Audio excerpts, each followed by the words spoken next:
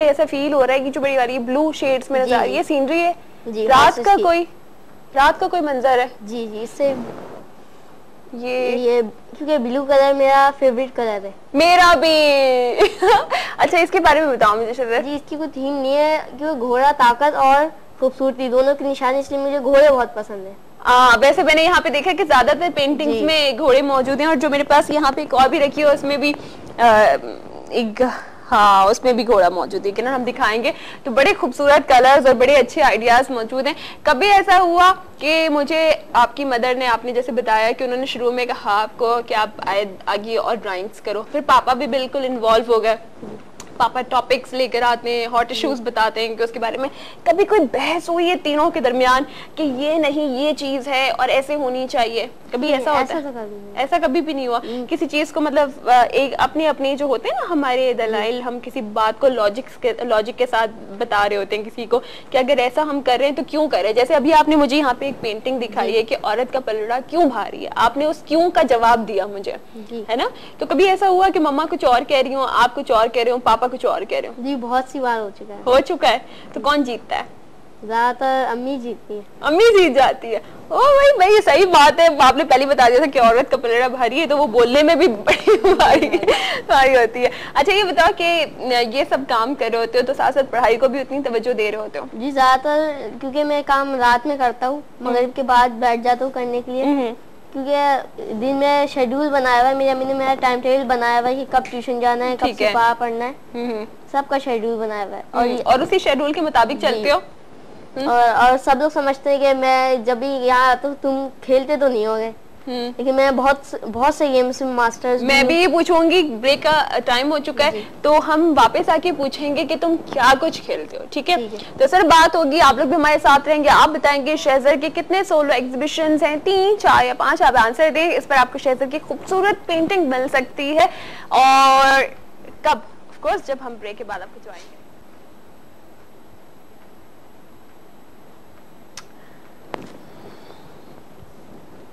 Welcome back आपके साथ, और शहज़र हमारे साथ मौजूद है, दुनिया के सबसे छोटे आर्टिस्ट। बट मुझे ये थोड़ी सी स्टोरी मैं जानना चाहूँगी और हमारे व्यूअर्स भी जानना चाहेंगे शहज़र, कि जब अक़वाम मुत्तहिदा ने आपको ये टाइटल दिया तो क्या सीन था, किस तरह आप वहाँ पहुँची और किस तरह आपको ये टाइटल मिला? जी सबसे पहले तो अक़वाम मुत्तहिदा मुकाबला 2009 में हुआ था, जिसमें पाकिस्तान से 24 चैनल सेलेक्ट किए गए थे। फिर उनके बीच में कंपटीशन हुआ तो मैंने विन करा, और फिर जब मेरी तस्वीर अक़वाम मुत्तहिदा गई तो जब वहाँ की रिजल्ट आया, मैं दुनिया के 5वें, एशिया के पहले और दुनिया का सबसे छोटा आर्टिस्ट करा पाया। वाह वेरी नाइस, जबरदस्त। अच्छा ये भी मुझे पता चले कि आपने यूथ फेस्टिवल विन किया, और यूथ फेस्टिवल में 120 बड़े बड़े आर्टिस्ट मौजूद थे। कितने बड़े बड़े थे? बहुत बड़े यूनिवर्सिटीज में थे। अच्छा, और आप छोटे? उसमें मैंने फर्स्ट प्राइज विन किया था। अच्छा कैसा लगा था उसमें, वो उस वक्त वाली खुशी बताओ कि क्या एक्सप्रेशन है तुम्हारे कि इतने सारे लोगों में, और जो एज वाइज भी बहुत ज्यादा बड़े थे और अब इतने छोटे, जब आपने सबसे पहला प्राइज ले लिया तो क्या फील हुआ था?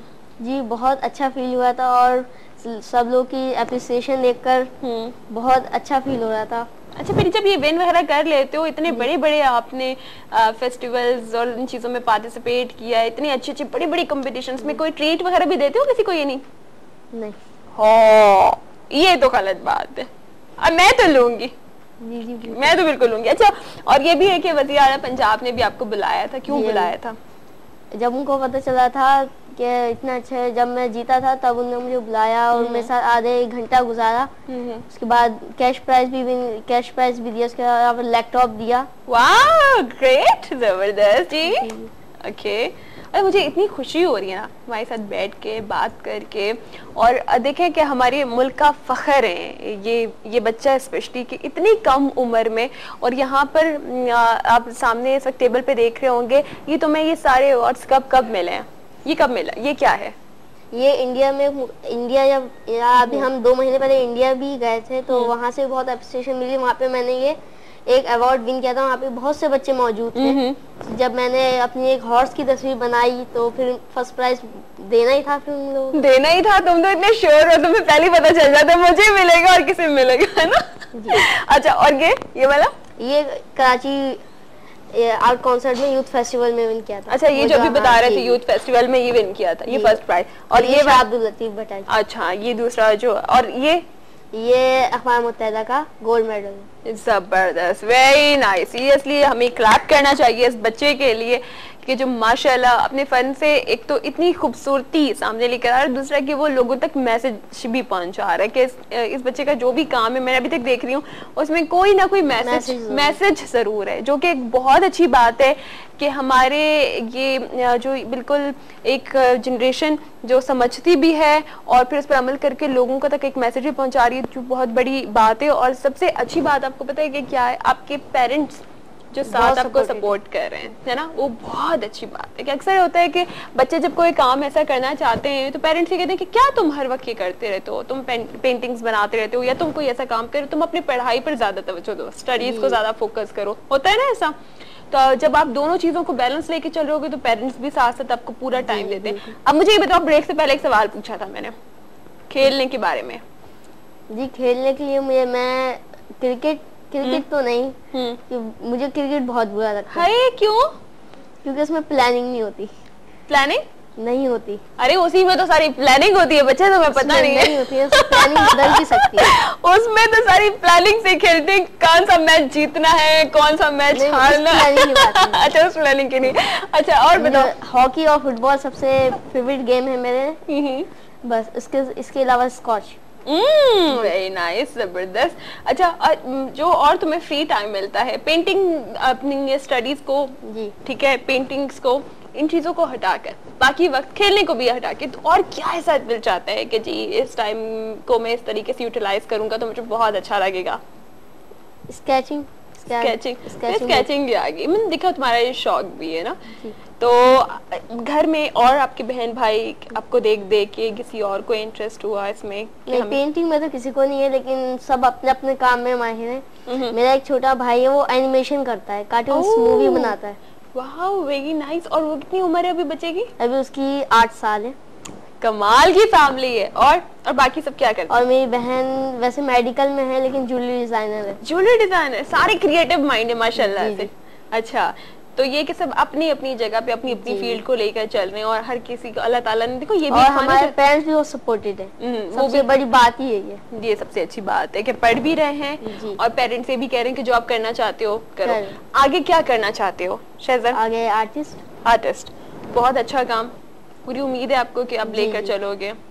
अच्छा, कभी ऐसा हुआ कि जब आप इतना काम करो कोई कहता है कि हमें भी सिखाओ शहज़ाद, हमने भी सीखना है? यहाँ तक सिखाने की बात आती है तो मैं और मेरे अब्बू हर एक महीने में 4 बार जेल जाते हैं।